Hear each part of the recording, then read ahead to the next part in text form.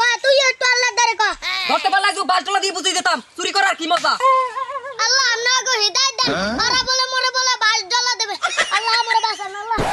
এ লাও মেয়েরা আজ তো বাইসে গেল বলাই আর কয়দিন থাকবে চোরের 10 দিন গৃহস্থের একদিন ধরা পড়বেই লাও সেদিন ধরতে হলে বাড়া বাড়া করে এলাম পিটাইয়া গেছে গেছে আল্লাহ আমি এই মুখরার মাথায় হাত রাখিয়া কিরে করলাম আমি আর জীবনে চুরি করব না ওই যে একটা মুরগি চুরি হালাইয়া কত দৌড়ে ধরি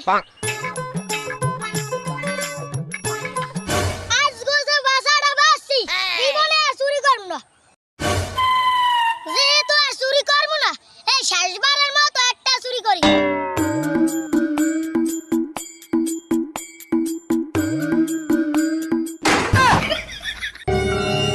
ওই খারা খারা বলাই যাবে তো মেয়ে চেয়ারম্যান সাহেব এই বোতলে চোরা ধরে লইছি ও নেত মোবাইল চুরি করে আজ ঘরে একটা বিচার করতেই হইবে।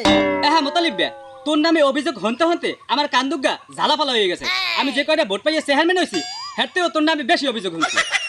হ্যাঁ তুই চুরি করো কি লোকে কদি তোর বাপের তো টাকা পয়সা কম না তোর বাপের যে টাকা পয়সা হ্যাঁ তুই আজীবন বই খেতে পারবি। চেয়ারম্যান সাহেব মোর বাপের যতই টাকা পয়সা আছে ওই সব হারামটা মোর বাপে হারা দিবেন সুদ ঘুষ খাইয়া ওই টাকাগুলো কামাই করছে এখন যদি মুই আইয়া খাই হেলে মোর পাপ হইবে না হেলে গিয়ে মোর নিজের দাম মুই কামাই করিয়া খাই চুরি চেষ্টা আমি করিয়া বলছিস সামনে কথাবার্তা এই আর একটা সবার দিদি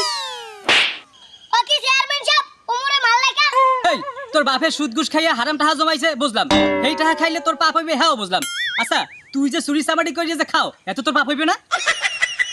তার তুই যে চুরি ডাহাতি কইরা এলাকার মানুষের যে আতঙ্কের ভিতরে রাখো এই জন্য তো তোর একটা শাস্তি পাবার দরকার। তো তোরে আমি কি শাস্তি দিতে পারি কত? চেয়ারম্যান সাহেব আরে জুতাইতে পিটান